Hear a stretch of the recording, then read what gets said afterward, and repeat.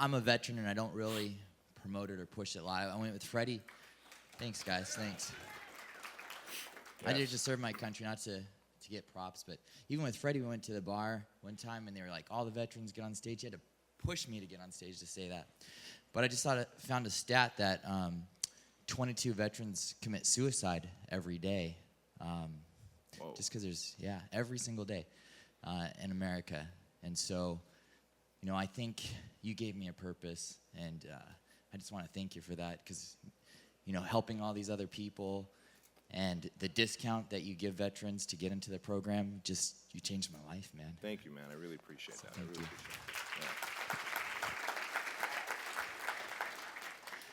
And I want to challenge everybody out there for 22 days to do 22 variations of push-ups for the 22 veterans that commit suicide every day. Yep. Post it on Facebook, make it aware, and I just challenge all of you fitness pros out there to do that. Yeah. Well said, Kai. Well said. What can I help you with, sir? I got 2 problems. I don't have a lot of trainers right now, but I had at one point, and I'm going to get them again because we're going to post an ad. Yep. And there's some dead spots. Like we have 5 a.m. and then we can't really get another boot camp session until like 9 a.m. So there's a big gap in there. What can I do to make the trainers more money so they're not just... Yeah, so you got a 5 a.m. session right now and a 9 a.m.? Yeah, and there's no interest. I can't get anything. Really? Yeah, if I do, it's like 1 or 2 clients, which I lose money if I... Right. So it's funny that I called you a human billboard, because we're going to actually deploy the human billboard method. Who's heard of the human billboard method? I've talked about this, a fair amount of you. So what you're going to do, you're going to have to be willing to pay those trainers for those, but you're going to run free sessions. You say, hey, I'm here to give back to our community. If you're getting this email, I've opened certain times of the morning, and it's only for the next 6 weeks where you can come work out for free, right? If you thought that personal training is too expensive for you, if you've been looking for a place to work out and you just can't find it, I've got a 6-week challenge running, and it's during these times, right? And it's going to be during those times. And for the next 6 weeks, you're going to pay those trainers to train these people, maybe just 3 days a week. It might be 5 days a week. You decide what the program's going to look like. But everybody has the money to pay, I promise you. So everybody has the ability to pay. Our job is to stir up the desire within them to pay. And those 6 weeks, and that's why I want you to market it that way to your list. If you thought, don't say boot camp is expensive. If you thought personal training is expensive, you've been looking for a gym to belong to, but you don't know which one, you've tried other places, you're not happy with them, you want a fitness place where you're going to get results, it's clean, it's organized, it smells nice, it's amazing service, I believe we're it. And I would even do an application process. I want you to apply for this free challenge. Forget 6 weeks, 30-day challenge. They hit send. You go, congratulations, you qualify. Boom, you get these people in there to train, you get their contact info, and then they're going to find a way to pay. What can I do to stop that thinking from the clients that go there? They go, oh, all he wants, whenever Kai comes around, it's just to collect money from us. It's not. Come with the giving hand first, remember on Friday morning I talked about how Shauna just randomly shows up with a whole bunch of coffee cups from Starbucks and that cardboard pitcher, right? Just come randomly and, hey guys, I brought you all coffee. I thought I'd wake up early and bring you all coffee. And then the next day go ask for money. Right? You get a better balance. Yeah. But our job is to ask for money, because if you don't pay me, I can't change your life. No one's going to feed me. No one's sending my kids to private school. Right? True. Yeah, good for you. Do it. Yeah. What you like most about the male is good conversation, right? Yeah. Probably just has this optimistic, good energy about him. Yeah, you just enjoy, working with him for the hour that I'm with him. Sure. Punctual, shows up on time, compliant, follows the program. Don't we all want compliant clients? Of course we do. Versus the ones who complain. We got Melissa, who's 28. She's compliant, punctual, eager, hungry to learn more, probably follows instructions well, right? We've got Maria, good conversation, and I assume that she probably does more of this stuff too, Yeah. right? Follows the program well. But I bet if I flipped the chart over and made the same chart, but it said worst client, do you have some clients that you could probably get rid of if you didn't need their money? Totally. Right? We all do. So later on another day, you would create a worst client list. Why? I want you guys to know who your avatar is, right? I want you to know who you're looking for. Sometimes we forget, because we have a group of friends, You're like, yeah, this is my group of friends. But you ever notice in that group of friends, there's like those one or two people that you really connect with, we're like kindred spirits with, right? What are the attributes about them? What's so unique and special about them? Because if I could figure it out, if I could deconstruct you, I could find more of you. I could find more of you. And so as you look at this, can you think of more clients like them that you have? Yeah, I mean, most are. Most are, Yeah, right? 80%. Okay. And as you look at the attributes, as you sit across from a prospect, do you think you can now start kind of fishing out, trying to start a better conversation, have conversation about punctuality, about, hey, in the past, have you done things and followed through with it and gotten results? Just like you're interviewing for an employee, right? It's no different. It's no different than you're interviewing, well, what have you started and stopped before, right? I want to know, what have you started and finished before that was challenging, right? What were the end results? And as you start kind of doing that, you figure out who your best prospects are, because soon, some people in the beginning have this problem of, I don't have enough clients. I'll take anyone who's willing to give me money, right? But then you get to a point where now I just want to work with the people that I have a passion for, who want to learn, who are compliant, who follow the program. Well, that's great. That's great. Let's figure out who they are, find them as an avatar, and look for more people like them. So what you're going to do next, and you can do this on your own, of course, and you guys can do this on your own at lunchtime, is you're going to come up with another 7, your top 10 best clients, and you're going to text them this message today. Hey, I'm all the way in Southern California at a fitness conference, learning to be a better fitness and fat loss coach. And I thought of you, and I just wanted to text you and let you know that I really appreciate you as a client and value how serious you take your training. Have an awesome weekend. Send.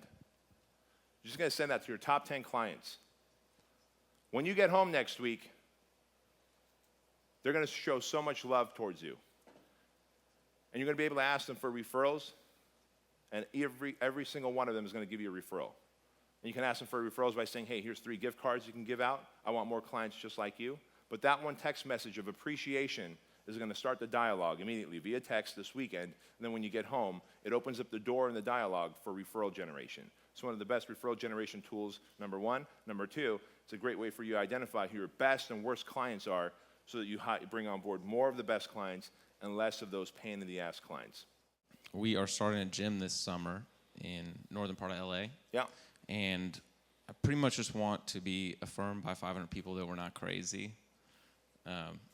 So I'm getting my doctorate right now in physical therapy, and I'm going to Africa for 5 weeks as part of my program to work in a hospice there. And that's in September. So between July when we open and September, I need to have all the systems in our gym automated so I can leave for 5 weeks and go away completely. Is your wife going to be running the gym for you while you're gone? Yeah, she is. Great. Great. So the question is? The question is what systems do we need to have in place so that I can leave? Yeah, very good question. Lead generation and conversion are the number 1 and 2, right? Because without leads and clients, forget about training system, nutrition system, retention system, referral system. You got no clients, you can't get referrals. So system number 1 and 2 are lead generation and conversion, sales. You have to have at least 3 funnels in operations at all times during the month. What are those 3 funnels?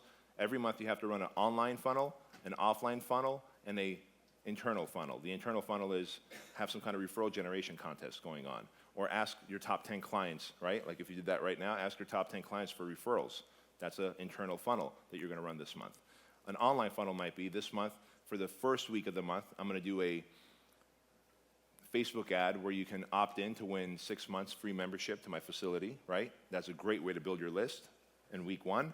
Week 2, you announce who the winner is, and then everyone who didn't win, hey, you can come and do a 14-day fat furnace at our facility for $47. And you got a lead generation funnel there that's online. And of course, an offline could be, maybe this month you're going to go and do 3 lunch and learns with local businesses, and of course, get them to start influencing their clients and customers to come to you because they're going to work out there at your facility for free after you do the lunch and learn.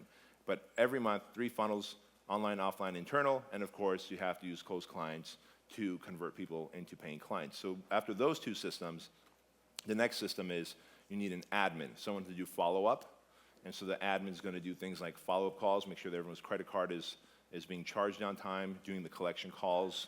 Not the funnest thing to do, but they got to do it. It's not in your 5% to do. And of course, unless your wife's going to do the training, you're going to need a training system, right? So you're going to need a trainer or two if you're doing group, or if it's one-on-one, then you'll need more to train, do the fitness evals, deliver the nutritional programming. But it really goes lead generation, sales, administration, and then operations. And operations is training and delivering the results. Make sense? Yeah. Those are the big 5 systems.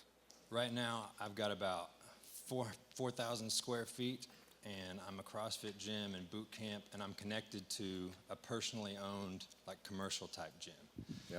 And we started out with just a fraction of the space and have kind of grown into what we are now. My question is, I pay like $27.50 for rent per month, and that's a flat fee. I don't do any utilities, and I have an agreement with the other part of the gym, like any of my members get access to the regular gym, daycare, and the owner, like, we don't have anything concrete in writing as far as lease agreement. Really? It's So been just like you can walk out next month, or they can kick you out next month. right. Got it. So he's approached me wanting to know if I want to take over the whole building.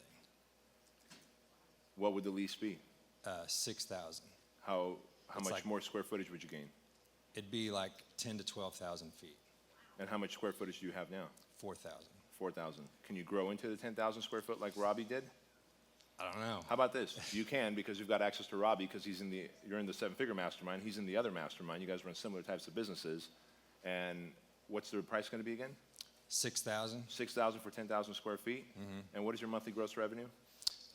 We're about to hit 20,000. 20,000. Profit margins are where per month? Probably about 6,000 right now. 6,000. Got it. All right. The good news is, and you're currently paying $2,750. It's going to go up to $6,000 a month in rent. Okay. So you're almost going up just over $3,000. But now you open up the opportunity to go to about $45,000, $50,000 a month in gross revenue. But I would sign a lease on this one if I were you, and I do a 3-year lease with. I would do a 3-year lease with no increase for those first 3 years, because every year they'll want to increase about 2 to 3%. That's what I would ask for. Then you start negotiating from there. And then I would say, you know what, this sounds like a great deal. I'll take it. Can I have all 10,000 square feet, but the first 3 months pay you this discounted fee? Then he might say, no, not for all 3 months. You can't have it at the $2,750. But for your first month or two, I'll give it to you for $2,750. Well, and also right now, I mean, the other part of the gym is a regular commercial gym. Like, so it has members and equipment and everything out there. What would you do with those people? What would you do with the gym? I guess that's what I don't know. Could you get rid of them and do more of what you're doing? It's making you more money? I mean, that's really where, I just got Yeah. approached with this literally last week. So I've just That's what I would do. I would say, hey, as of next month, guys, your gym membership, we're shutting down, because you're effectively taking over the gym, right? I mean, is there good revenue coming from the gym membership? I don't think so. No. So whatever 8, 9, 10 members there are, you're just going to tell them, thank you, this is your last month, or you get 1 more month free on the house, right? And by the way, come try out my program instead. Let's see if we can offer you a good deal. And you take over and you run a similar program to what you're running now, but in a bigger environment, just like Robbie is. That's what I would do. And you can do it, and that's a $45,000, $50,000 deal a month. And the good news about that is your profit margins are going to creep up to about 30, 35, 40% at that point, because your fixed costs kind of stay the same. You're still going to have the same number of trainers. You might add 1 more trainer, but you've got most of your hard costs already. You're paying for them already. So you're not going to take on more costs other than more rent and maybe 1 more instructor. So you'd say go for it. I would say go for it. And I know the two of you guys have work ethic. Go for it. Yeah. I've worked for a lot of big box gyms, and I became a CrossFit coach, and I've done a lot of the gym things. But my big dream has always been to open my own gym. Yes, sir. So I saved, and I saved, and I saved, because my credit was shitty too. So I just kept saving. And I finally had enough this year. So on January 1st, I opened Life Fit. And it's my dream gym. I had to choose between a 2,000 square foot space that smelled like oil and automotive stuff, or bigger, more than I could afford, 4,600 square foot place. Well, I was able to negotiate the lease where I'm paying less my first year, Good. 3,600 in Pleasanton, which is pretty good. Yeah. It goes up each year, and I got 3 free months. Good for Well, you. next month those 3 months are done. Yeah. Here's the deal. love working with kids, and I love providing community services. So in the gym, there's a cross-function area, which isn't CrossFit. It's small group training, which uses deadlifts, it uses squats, it uses has a rig, but it's more form intensive, it's more coordinated and more hands-on. It's not competitive. Yeah. What I have now is I have an awesome small group place. I have a skills session with a built-in indoor basketball court and a coach to run it. And we do small, teenagers skill performance enhancement. Upstairs, I forgot to tell you about, there's a yoga studio now. We finished it out. There was a loft up there that they started to build. I paid to get it finished. So now I have a yoga studio, and I have a coordinator to run that. I have good leaders there. I am not getting enough people in the door for any of these places to make the revenue I need. My one-on-one training is paying all the bills, and the bills are about to get much bigger. Yeah. And I'm training a lot of them because the money that I train goes right into the tank. Sure. And I've got some great trainers that are training, but I'm paying them way too much because I brought them with me from my last job. Sure. And they found me from other jobs that I worked at because they wanted to work with me. So I'm overpaying my one-on-one trainers. Okay. So I need to put a lot of emphasis on the small group training. I need to get people in there for the yoga, which I think will happen because of the person. How big is the facility, square footage-wise? 4,600, and that's not counting the 500 square foot yoga studio up on the top. You know how you're like, I need to get yoga people in there? No, you don't. No, you don't. Because you've got a facility that isn't congruent to what yoga people want. Because you run one-on-one personal training, you have, as far as they're concerned, you have gym equipment in there. That's not a yoga person. They want to go hug a tree, put a mat down, you know what I mean? Wear a burlap sack, and then do this. And I'm not judging them. I do yoga from once a year. It's the truth. I'll do hot yoga once a year is a form of punishment for myself because I'm a masochist. But that's neither here nor there. You've got a 4,500 square foot facility. You should focus that around your core things. So what value do you offer for the one-on-one personal training that people are doing? What is the thing you're selling with one-on-one personal training? The cross-function experience where you get to learn the Olympic moves, but in a more hands-on, safer environment, and you couple that with some HIIT training so you get the fat loss involved with it also. Sure. That's what people want to buy. Your entire facility should be about fat loss and cross-function training. Now the difference is, do you want to pay more and do one-on-one, or do you want to pay less and do it in smaller groups? Either way, you're getting very specialized trainers who do a specialized program, who have a keen eye for this kind of stuff. Be your one thing, and yoga, Pilates, and all that stuff is not it, and I have no qualms with that stuff. One of my biggest things is I would love to deliver more content to my members and prospects, but there's times I hit writer's blocks or just mental blocks and not be able to come up with what I would think would be creative enough content to put out. Sure. I just want to put out crap to everybody. Yeah, of so course. what are some quick tips that you do? Because, I mean, you're always on top of what's coming up next. Do you have FitPro newsletter by do, chance? yes. Okay, perfect. Here's what you're going to do. You're going to go into FitPro newsletter. You're going to go into all your back issues. There's 6 years of back issues. Grab any random back issue topic. Just read it real quick.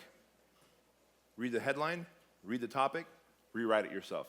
Right? There's so many literally thousands of articles, back issues, and all of those are high converting, high content stuff on mindset, on nutrition, on accountability, on time management for your clients, on workouts, obviously. So that's the first thing. The other thing I would do is I would go to dig.com, digg.com, and magazine.com. Dig.com just has a whole bunch of headlines, and some of them are like, Trump threatens to sue Hillary or whatever. Just ignore those stupid headlines and go to the headlines where it talks about the 3 foods to avoid for da-da-da, right? And click on it, read it. If it makes sense to you, write your better version of it, right, from an expert's perspective. But what I do is I just search the internet. Same with magazine.com. You go to magazine.com, you see all the current magazines that are out there, Women's World and Shape. They have headlines on them, right? 14 ways to slim your belly. Oh, that's a good headline. Steal that headline, write your own piece, send it out. And you can make a video of that, right? You can do a podcast recording, a webinar of that. So there's so many ways you can take that one headline and pump it out through 3 or 4 different pieces of media.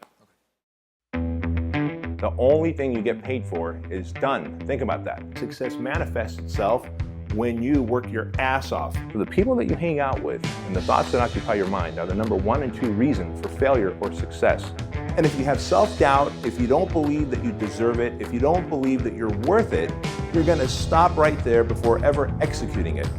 The best leaders Know that enthusiasm will motivate and inspire and move people to action.